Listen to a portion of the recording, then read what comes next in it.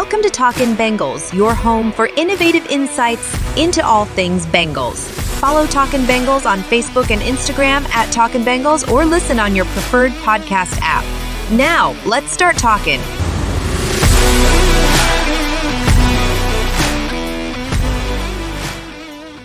Hello and welcome into Talking Bengals on the somber edition after, what do we want to call that? Doomsday Thursday or however else we want to coin it. Joe Burrow is out for the season.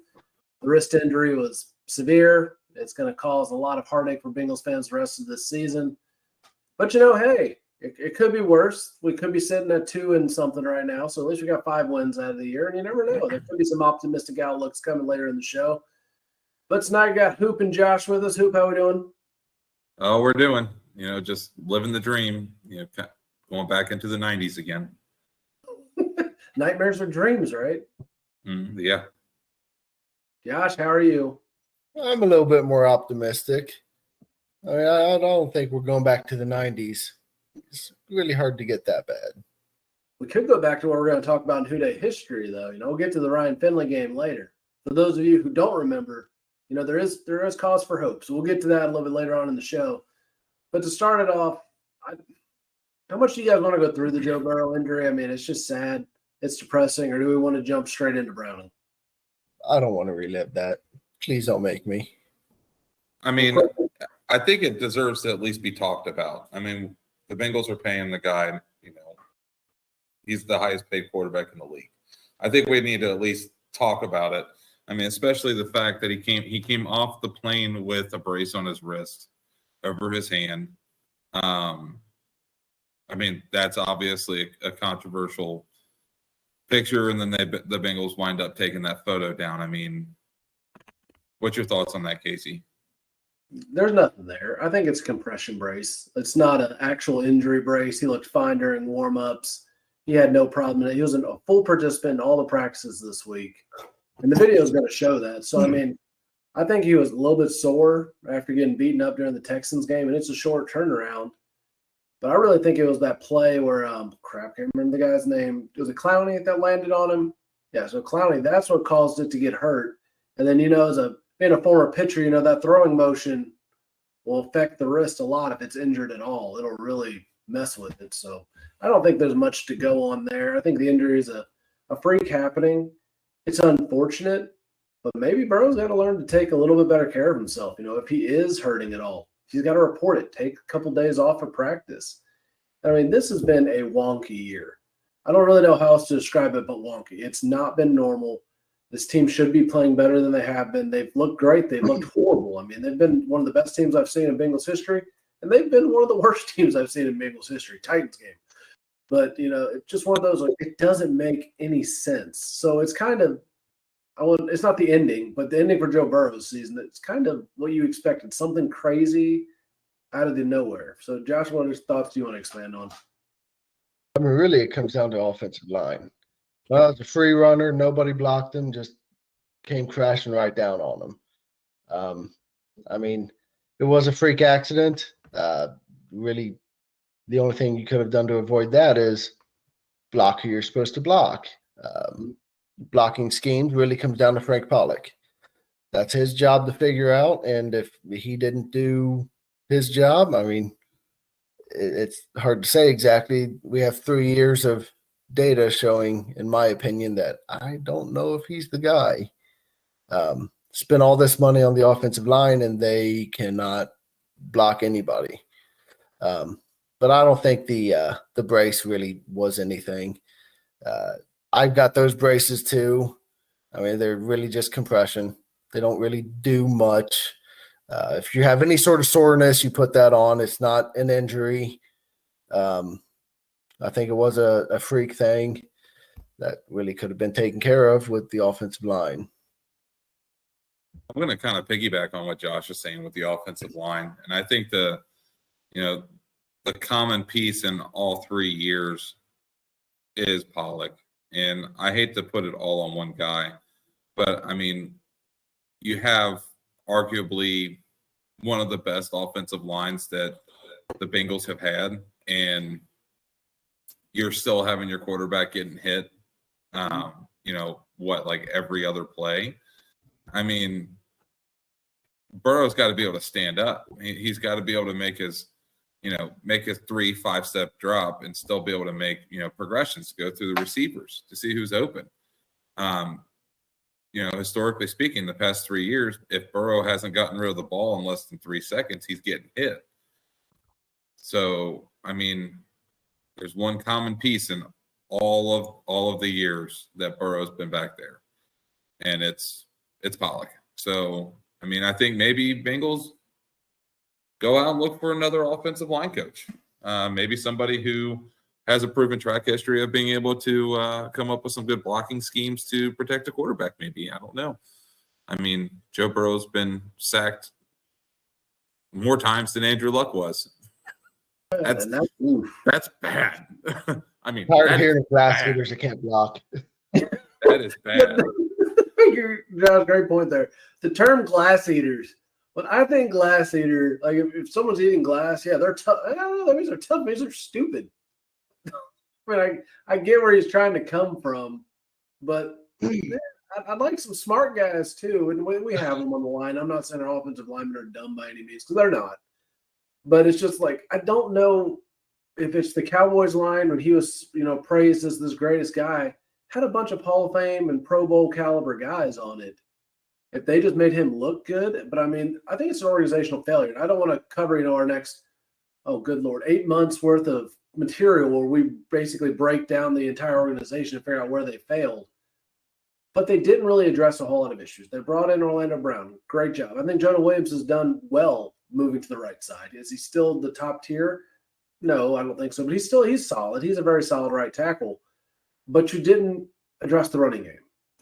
Joe Mixon, either you're not letting him run the ball, but there's no backup. And everybody knows Joe Mixon can't block. There's no 1-2 punch. There's no explosion. It's a very predictable offense. And especially with T. Higgins out, what do? You double cover Jamar Chase. Hopefully Tyler Boyd can get open. But for some reason, Burrow, he didn't look comfortable this season. He had some good games here and there, but he didn't look comfortable. The offensive line's not been good. And it'll really be telling, how much this team just throws in the towel or doesn't. Because as we're going to look at it, Baltimore game, Browning didn't play terrible. I feel like he missed some opportunities, but there were some drops. I mean, they're talking about one where Tyler Boyd, it was a little bit behind him. Yeah, but you're paid millions of dollars. The ball's within your arm span. You've got to be able to grab it. You've got to be able to catch it. And the one that, You're dogging on my boy, Tyler Boyd.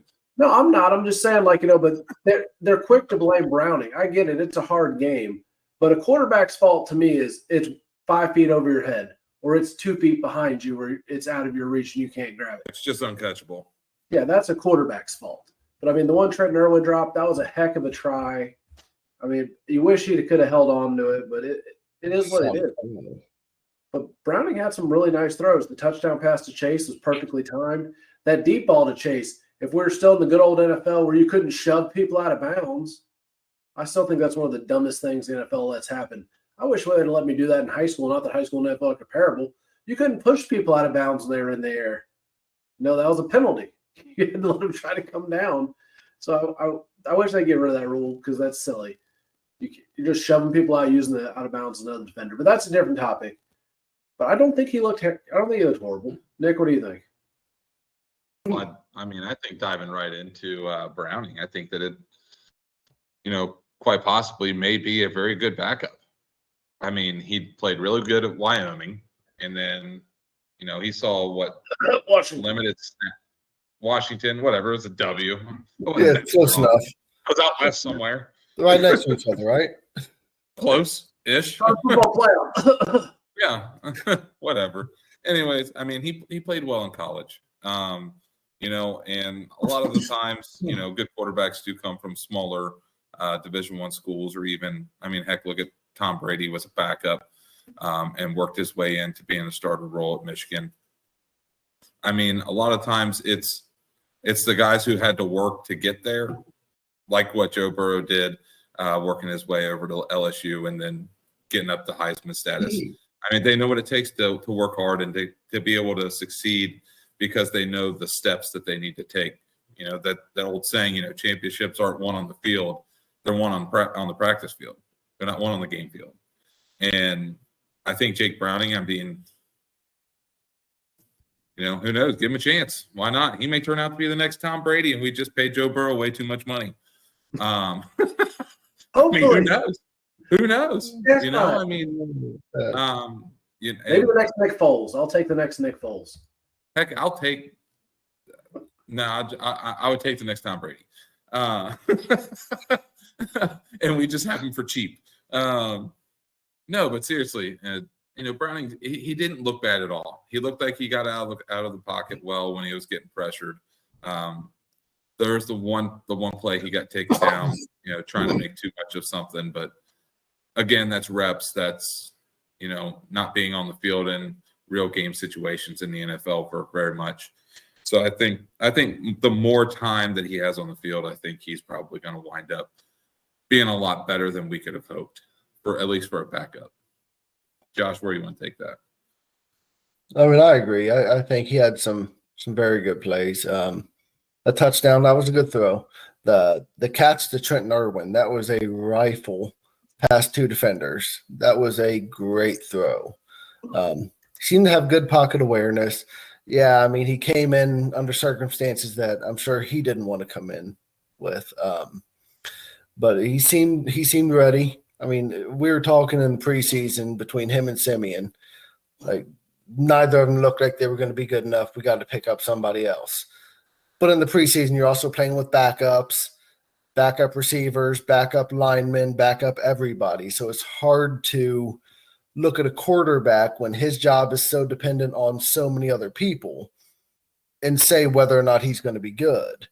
When you've got him playing with Tyler Boyd and you got him playing with Chase and you've got him playing with Mixon and all the linemen and everybody else, that's when you can really tell whether or not he's going to be a good backup. I mean, when we had Brandon Allen, he never looked like he was ready.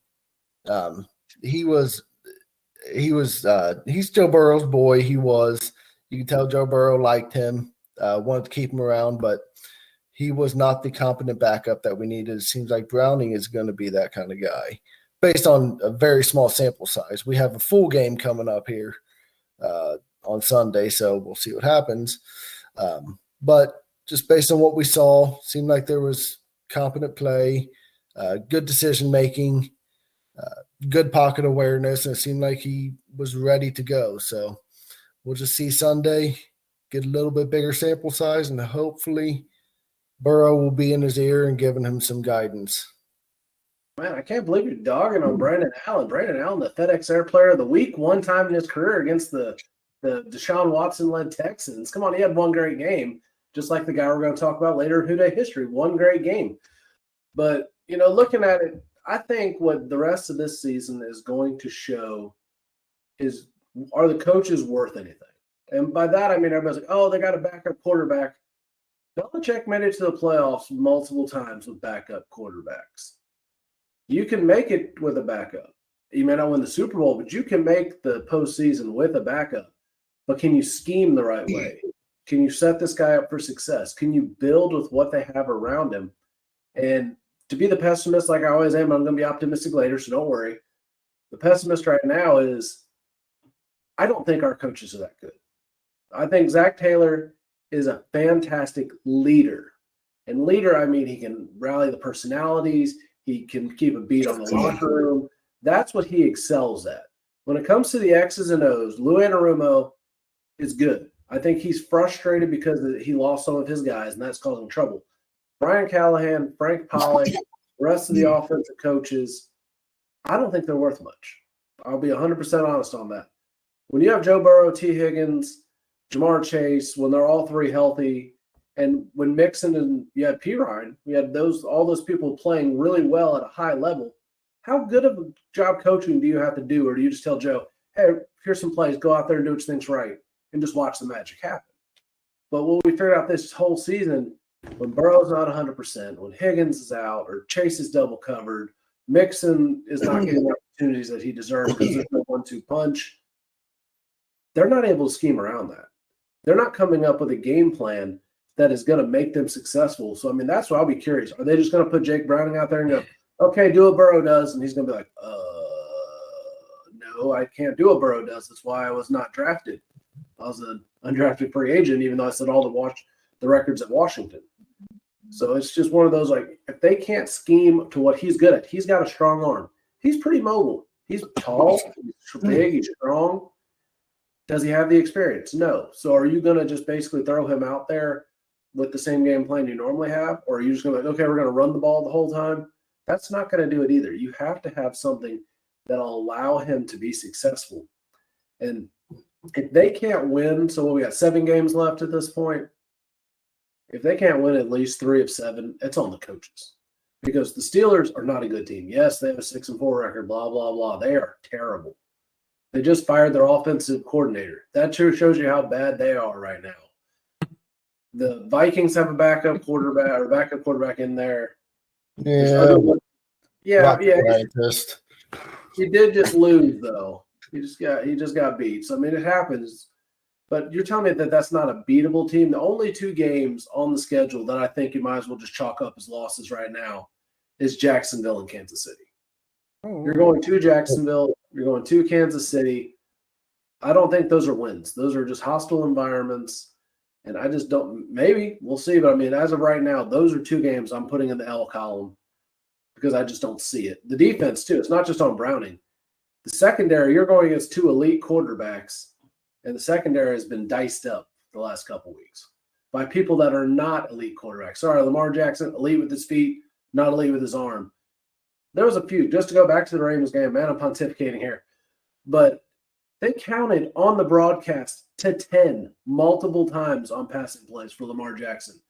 I'm pretty sure the 3 of us could throw a pass at that point. Maybe not very far, maybe not very hard, but we could probably complete a pass if you give us 10 seconds to lollygag around, hobble around on a slightly hurt ankle. That's ridiculous. You can't. I throw 2 or 3 yards.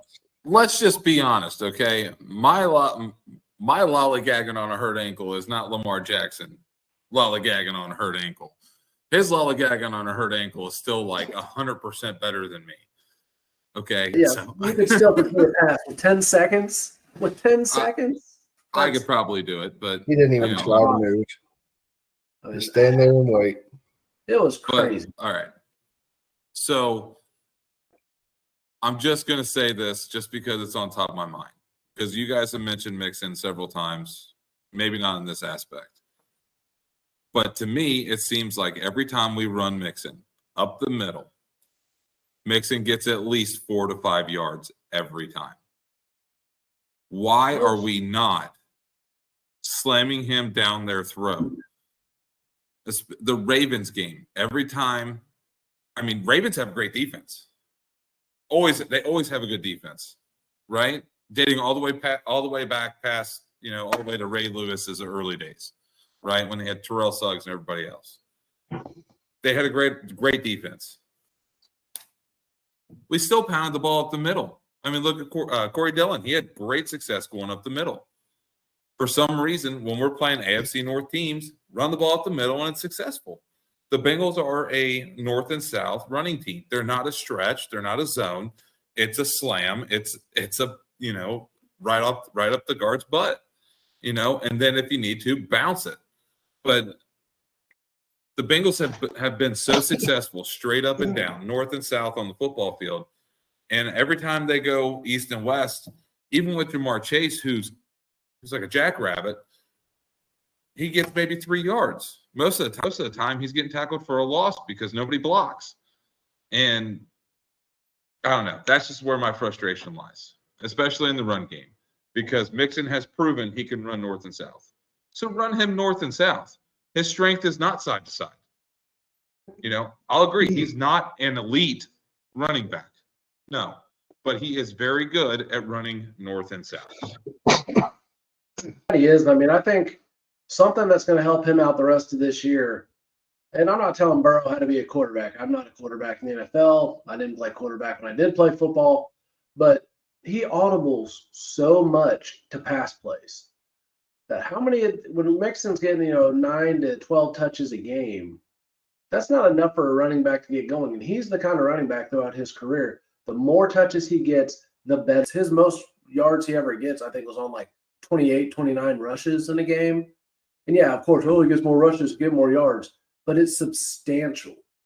It's not like, oh, well, he went from, getting 40 yards to 12 touches to getting 80 yards at 24 touches. No, he goes from getting like the 12 at 40 to when you double that, he's getting 100, 150 just because he gets stronger and he wears people down. And that's just his running style.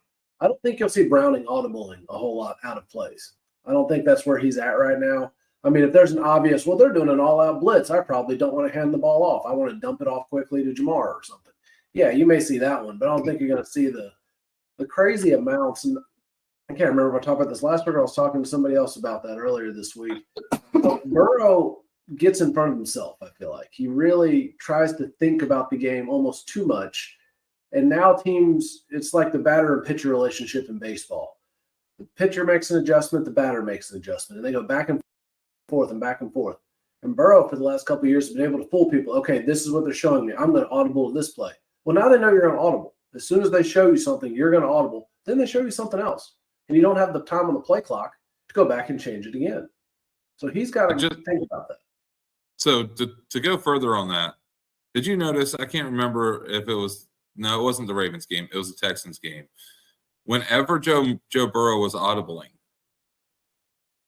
the announcers were saying, all right, he just said this, so that means they're going to go here. The announcers were saying it on live TV. And if the announcers know, right, what your blocking schemes are and all that, don't you think that the other team already knows what you're doing? You got to mix something up. You got to switch, just yell Omaha one or 14 billion times. I mean, crap. I mean, Peyton Manning was really good about that. Peyton Manning was really good about that. He did, he was really good at changing up the different audible calls. And I mean, sometimes Omaha meant something. Sometimes, a lot of times it didn't. Yeah. But nobody knew except for the team, right? Your team is the only one who knows your audibles. And when you have your audibles being that predictable, you're running into so many problems. Especially with the past 3 years, people have been able to pick up on what the audibles are because they've stayed the same. People have picked up on what Joe Mixon is doing with when he has his hands resting on his thighs, he's going to pass block, or he's going to run out with a little swing pass, or when his hands are down on his knees, he's going to run. Everybody knows that, right? I mean, my 7-year-old can pick that up, but it's phenomenal to me that the coaches haven't changed anything within the past 3 years with that. And I'm going to throw a random topic in. What do you guys think about Zach Taylor taking the leadership role of a head coach, but Lou taking the actual position of the head coach? Oh, so drawing up the schemes.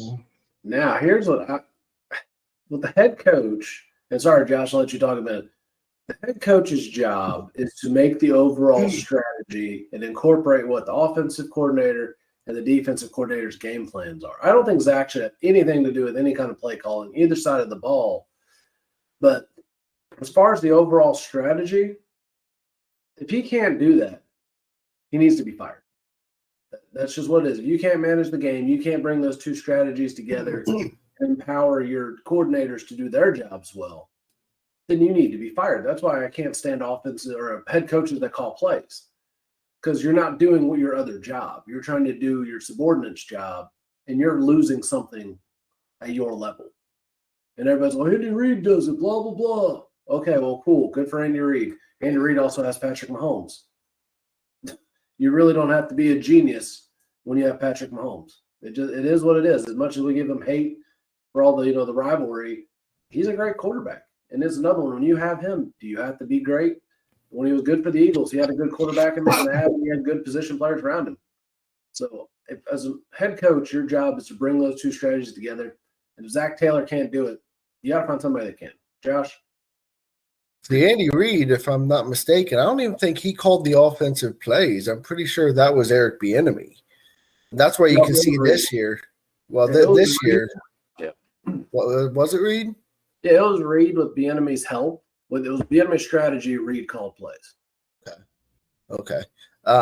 But no, in terms of Zach Taylor calling plays, I don't. We have a good enough sample size from UC when he was calling plays. He's not good at it. Most of the plays that he calls, freaking screens or swing passes. That's half the plays in his playbook are those. They get old. Everyone knows what's going to happen. Either that or they're just going to try to hit Jamar down the shoulder. So I think you should really give up play calling duties. But in terms of letting Lou or somebody else take over head coaching duties, I mean, that to me, I feel like Zach's a really good head coach. He's just not a good play caller. The whole league is caught up to his play calling, and it's vanilla. It's all the audibles and everything that Joe's doing. I feel like somebody else should be in his ear. Somebody else should be helping him out with that because Zach Taylor is not going to be the guy for the future to call the plays, even though he has made it very clear multiple years.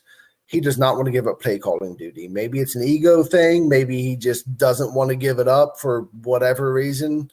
I don't know. Maybe Callahan's not good enough to call the plays in his mind. I don't know.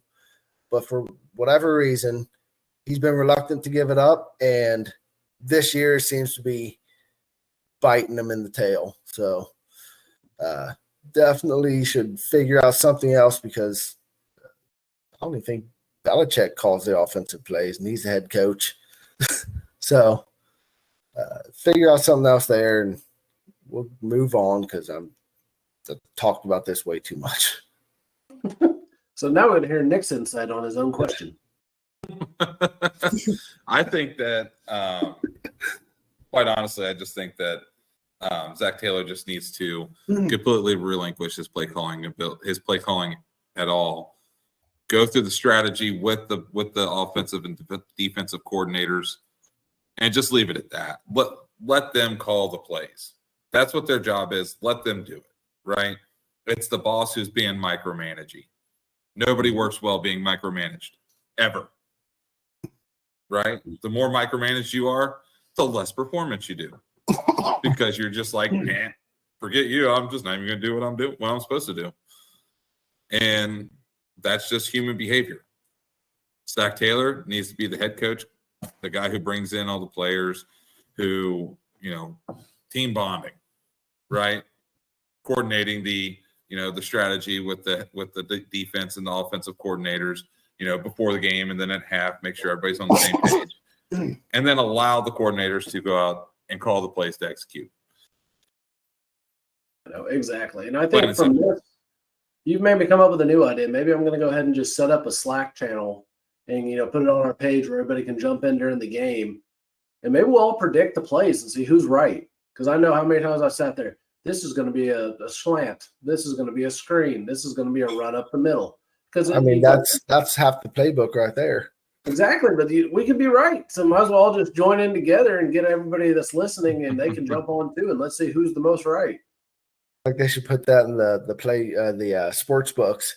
What play is this going to be? Oh, well, I mean, you got 1 of 3 chance, so we could all make a lot of money off that.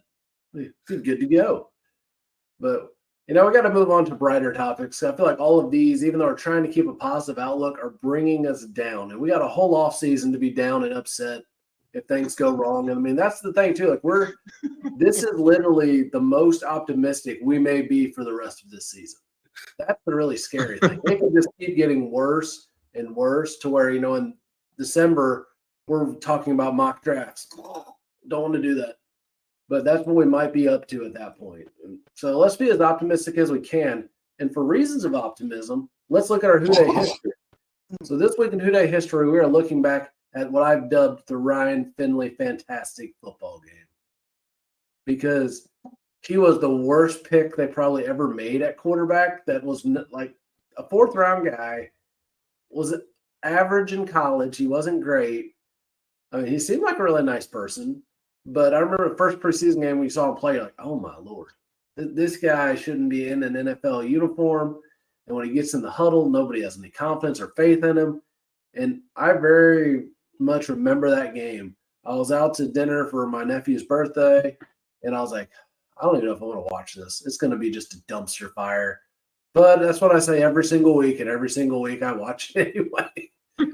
So I turned it on, and it was just unbelievable. But the real big thing, and we're giving Finley all the credit for it, but before we dive into it, what does everybody remember most of that game? That stupid Juju doing his dance before the game, and Von Bell just crushing him. Macking him. I felt like that set the tone for the whole next season, was that one hit. But the most memorable image other than that was our, the one we had for our article we had up on Talking Bengals this week. Ryan Finley just smiling between the Steelers player's leg, looking right at the camera. So I'll let you all share some of your memories of that game. I mean, that was for one, it was the most fraudulent 11-0 team before, they lost the previous 2 weeks. I mean, everybody knew it. 11-0 for the Steelers at that point. There's no way that team was going to be undefeated.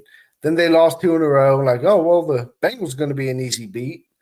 They don't have Burrow. Well, I guess Ryan Finley had something else to say about that. I mean, nobody saw that coming, but really it was the Von Bell hit when he whacked Juju. I mean, that's the best way to rest. That was the best thing that could have happened to this team that whole season. I mean, after Burrow got hurt, it was all dark and dim. Everybody was like, oh, my God, we're not going to win anything else. But that hit on Juju just changed the entire outlook of this team. Really, it flipped everything between the Bengals and Steelers for the previous 2 seasons.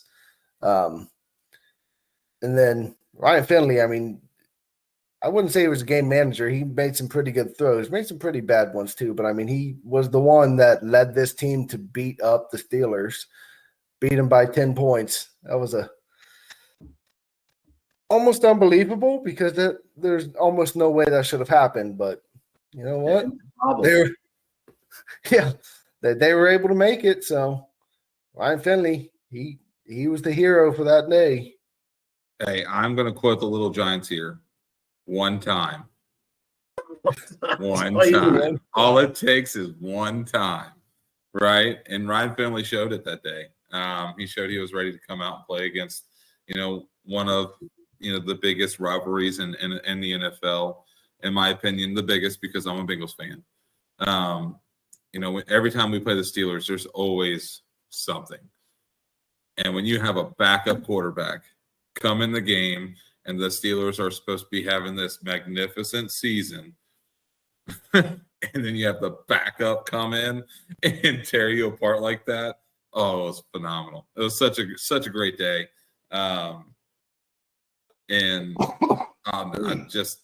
Just the hit on Juju was those stress relieving. For Bengals fans to see that. I just like to watch the replay over and over again. Therapeutic. Yeah, can't have those hits anymore. Unfortunately, we were kind of dumbing down the hits, as there was an argument out for Logan. Right into our next topic. There we go. Yeah, the Logan Wilson tackles. I'll let you talk about the magic of Finley.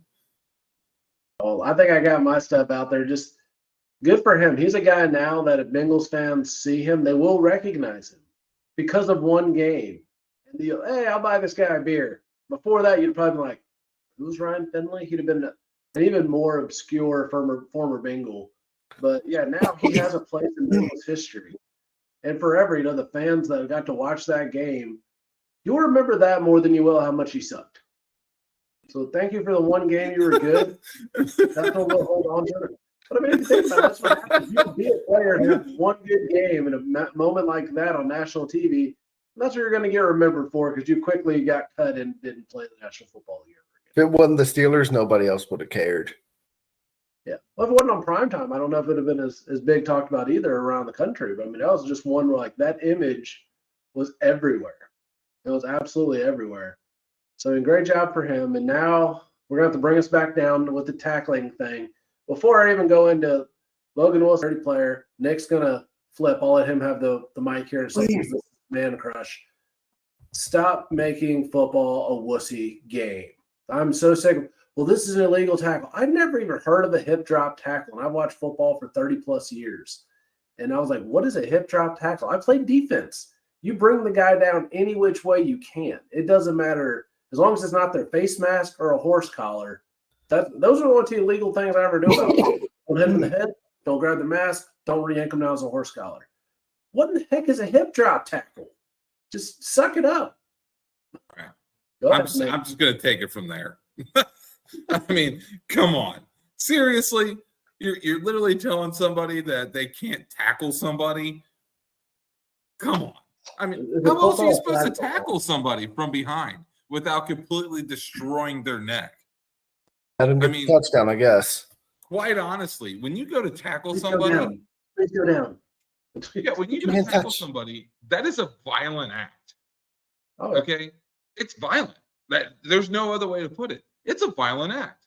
And when you teach kids how to tackle, a lot of times what you do is you teach them to wrap up, drop their butt to the ground, and hold on to the guy who you're trying to tackle so they go down with you. That's exactly what Logan Wilson did.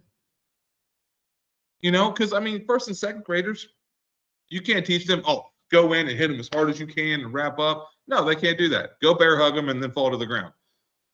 That's the easiest way to teach somebody to tackle.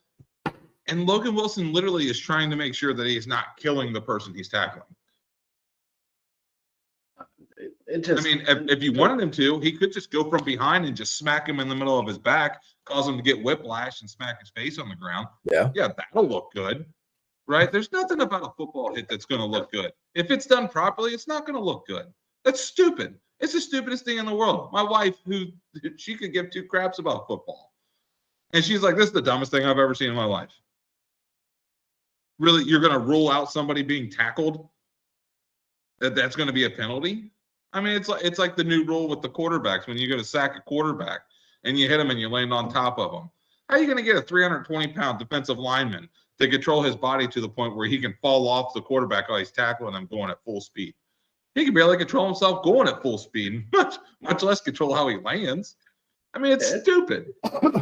It's just a dumb argument. And I mean, so John Harbaugh is a punk. I'm not going to use the words I'd actually like to use. But the fact that he even insinuated that Logan Wilson is a dirty player, he's a punk. And this is not the first time at a press conference he's called out the Bengals. Just like his brother is. That's about that. Harbaughs are dirty and crap bags anyway. And that's as dirty as I can get on this podcast to keep us PG. But I have a lot more feelings I'd like to say about the Harbaughs. But that's for a different show on our X-rated version or R-rated version or whatever rated version we're going with for our dirtier adult version. Didn't Harbaugh a couple years ago? The Harbaugh a couple years ago, didn't he get mad at the Bengals for running the score up? One season later than them beating us by like 35, 40 points? Didn't he get mad at the score?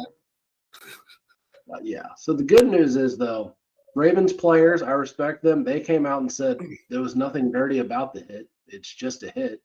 And then Tom Brady even came out and said, well, what's the big deal? An offensive player, if you're falling to the ground, you have to try to roll to get yourself in a position where you're not going to get hurt. It's not on the defensive player to make sure you don't get hurt. Because what's going to end up happening, and now they're like, we're going to expedite getting rid of this hip drop tackle. The game is going to become unwatchable. And Josh, I'll let you talk. Sorry, I took the mic back. I'll let you talk in a second.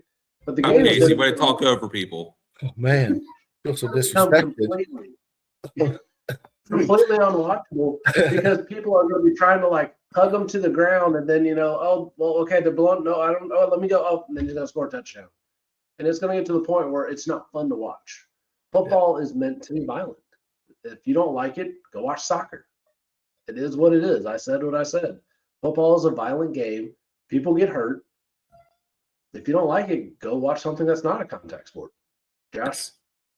I mean, I think it was over this previous offseason, might have been the one before. They were already talking about banning hip drop tackles because I think it was a quarterback, somebody high profile got hurt because of one of those tackles. It's like, I mean, that's just part of the game. When you're behind somebody, that's how you have to do it. You have to drop your body to take them down. And it was even I heard Bart Scott was talking about how Logan Wilson did a dirty tackle. He knew what he was doing. Bart Scott, the former Raven, has always said the worst things about the Bengals because he's just going to hold his boys' backs, even though there's absolutely no logic backing it up. He's one of the most annoying people to listen to. But it was a clean tackle. It was an unfortunate play. Why weren't they talking about the defender landing on Burrow, tearing his tendon? Why wasn't that a dirty play? No, because it didn't happen to Mark Andrews like it did for them. And saying Logan Wilson, he was involved in 3 players getting hurt. Okay, well, Mark Andrews, that was a clean tackle. Lamar Jackson, that was just he didn't twist or anything on his ankle. He let go as soon as they went down. It was just a freak thing again. I can't remember who else it was. There was another guy that got hurt too on their offense that he was involved in. But I mean, all clean tackles. Logan Wilson has proven that he's not going to do the dirty twist and try to hurt somebody like so many other people we've seen. He clean textbook tackle. There's no reason to get rid of it. I mean, football's a dangerous sport. It's a very physical sport. You can't just ban tackling altogether because then we'll just have what happened in the Pro Bowl game. That was fun to watch, wasn't it?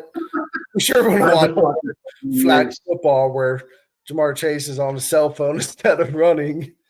I mean, that was more fun. I mean, just to kind of keep it going. I mean, talking about some dirty things. I mean, the freaking referees calling 3 defensive pass interferences right before the first half ends that were not even pass interferences.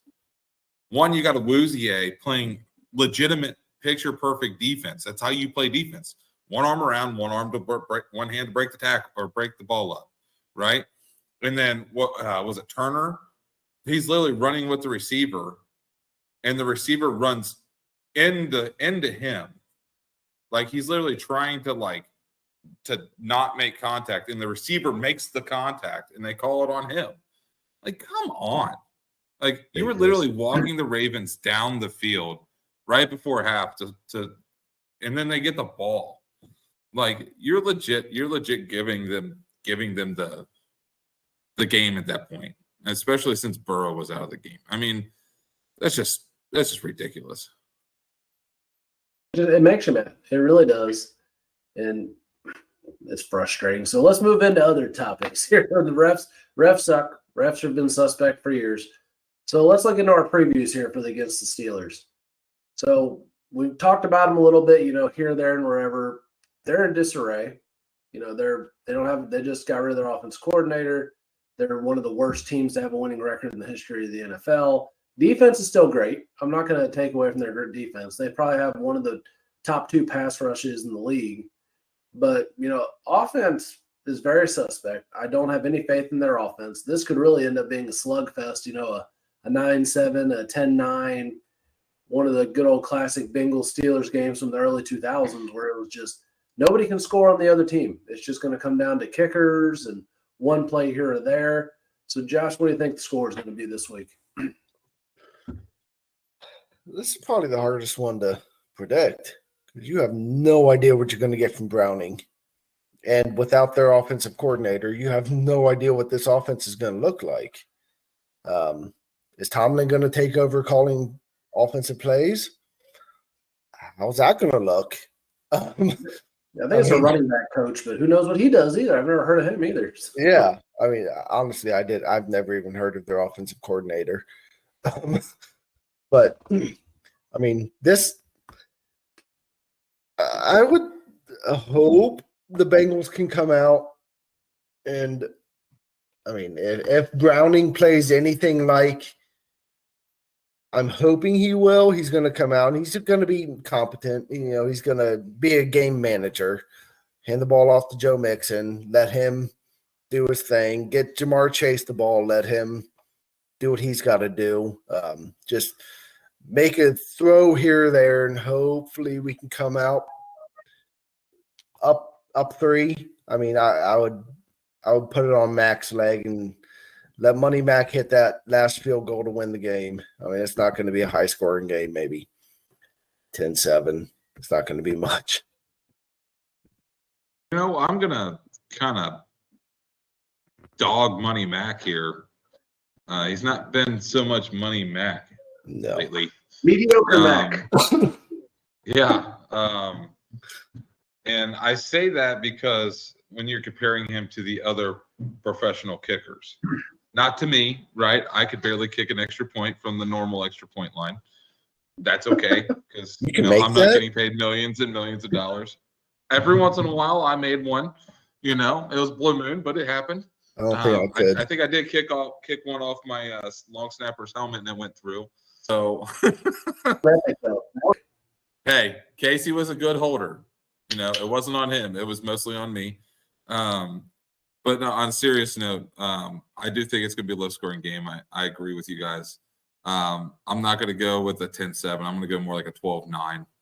I think that Browning at least gets him down in the field goal range 4 times, and we're able to hold on to a victory against the Steelers because I like you guys were talking about. I don't know how their new offensive coordinator is gonna fare, and quite frankly, we just don't know what Browning's capable of. I hope I'm wrong. We just come out and blow them out, and Browning has a statement game. But realistically, I think 12-9. Bengals. I'm going with my heart this week. I'm legitimately doing it. This is maybe the last time I'm optimistic the entire season. So why not just go all in on the optimism here? 24-10 Bengals. No, Casey, get out of here. You being an optimist? We're switching spots. You have to go against us every time. Casey and I are switching spots. I'm being kind of pessimistic. Casey's being this optimist. What is this world coming to? Are we even living in America? Going to do? Yeah, are we even living in America anymore? It doesn't make sense. Man, I don't know. It really is though, because next week we could be doom and gloom and like this is the dark ages. What are we even going to? Let's start talking about the Reds because the Bengals. Honestly, if Browning doesn't do great, you know what? We got to figure out backup quarterback situation. If he does really good, then heck yeah, we got a backup quarterback set up now. We're good to go. This is really his audition to be the backup quarterback. And if he does awesome for the rest of the season, maybe he can try to work himself into a starting role, maybe transition into somebody else. In my closing thoughts, I'll just jump right into mine, then I'll pass the mic here. This takes me back to the early 2000s. This really where I'm thinking of early 2000s, early 2010s, where, okay, the team is competitive, they're in a playoff race, but you're not a front runner anymore. But hey, those playoff races where you just barely sneak in 2011 or just barely miss it in 2004, those were fun seasons. If we could keep that energy going the rest of the year and, go close to 500, 4-5, 5-4 for the rest of the year, somewhere around that, at least it's going to be interesting. At least it's going to be entertaining. They're not going to be out of it until the last week. That's all I'm looking for now. I just don't want to see 0-7 for the last 7 weeks because that's not fun for anyone. We'd probably be able to buy Bengals tickets and go see a game to watch them lose. But I just want to see competitive. I'm trying to channel my, like I said, early 2000s, 2010s. But honestly, as a Bengals fan, there's no pressure. You're literally playing with house money here because you're not going to win the Super Bowl. There's a 99% chance, 99 point, lots and lots and lots of nines, you won't win the Super Bowl. But if you can win 4 or 5 games and make it entertaining, that's a good season at this point. Josh, what do you think? Well, I'm kind of going to play devil's advocate here. So you'd have to look at, if they do somehow catch fire, make the playoffs, get bounced in the first round, you do have to look at draft order.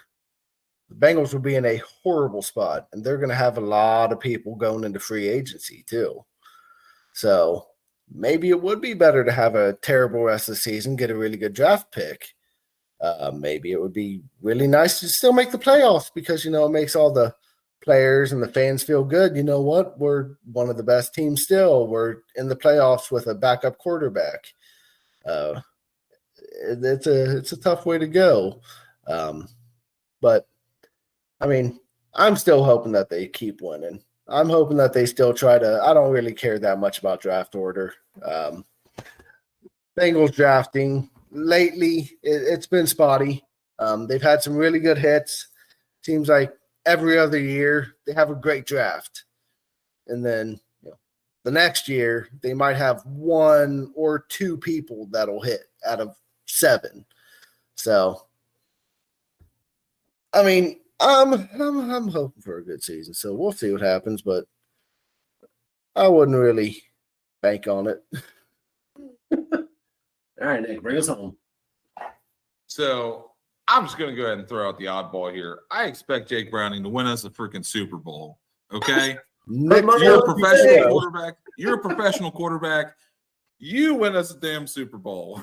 There's our one for the episode. Win us the Super Bowl. Bring it home, Browning. Show everybody that you're worth your money. And we can tell them we can keep Browning instead of Burrow. Hey, he's cheaper. He's cheaper. Maybe somebody buy out Burrow. Who knows? There's nothing wrong with but seriously, quarterbacks. There's nothing wrong. Seriously, Jake Browning is a professional quarterback. Okay, he's getting paid to play. I expect him to go out and perform. Let's see him go out there and earn his money.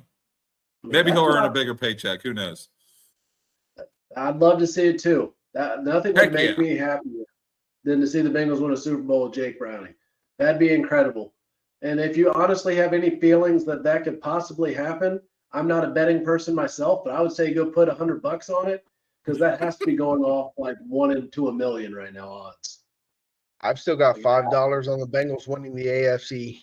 So right now I'm winning like $100 if they win. So I mean, that's just one of those to where I haven't looked up the odds because I'm not a betting person. But somebody do a quick Google search for me. What are the odds of the Bengals winning the Super Bowl right now? I mean, I don't have to. Well, you know what? A couple moments. I was going to withdraw the money and get that $5 back, but they would only give me 60 cents, so I might as well just leave it. So Bengals odds to win the Super Bowl. This is what happens when you listen to the entire podcast. You get to us off the handle Googling here. Good God, you're really Googling betting odds. 15,000. They're a plus 15,000 to win the Super Bowl now. So, $10. Yeah. $10. $10. You won 150 grand. Let's do it. Yeah. So why not? I mean, is it going to happen? Probably not. But you waste $10 at White Castle. So I waste more than $10 at White Castle. Let's go. I mean, let's be honest, man. Look at me. I'm not wasting only $10 at White Castle. That's $20. That's a $20 trip easy. We are completely off the rails at this point.